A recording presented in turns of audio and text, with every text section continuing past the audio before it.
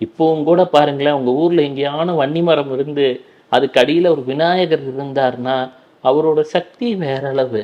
விநாயகருக்கு வன்னிமர இலைகளால் அர்ச்சனை செய்தால் அது வேறு அளவு பெரும் புண்ணியத்தை தந்துவிடும்.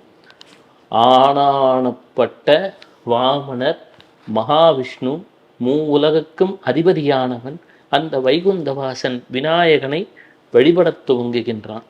ஓம் கம் கணபதையே நமக என்று ஆரம்பிக்கின்றான். விநாயகன் எப்படி தெரியுங்களா?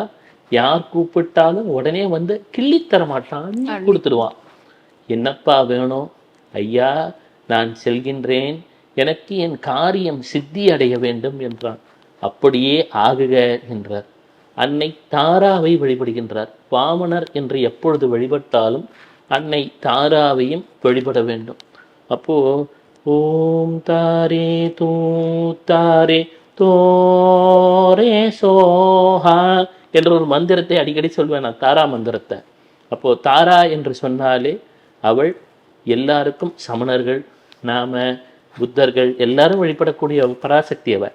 தாராவை வழிபடுகிறார். அவருக்கு தேவையான சித்தி கிடைத்து விடுகிறது, ஒரு வசீகரம் கிடைத்து விடுகிறது.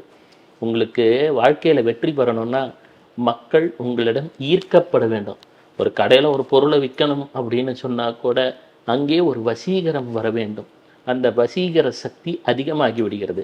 யாரெல்லாம் விநாயகனை வழிபடுகிறார்களோ, அன்னை தாராவை வழிபடுகிறார்களோ, அவர்களிடம் ஒரு அதிசயமான வசீகரிக்கும் சக்தி இருக்கும்.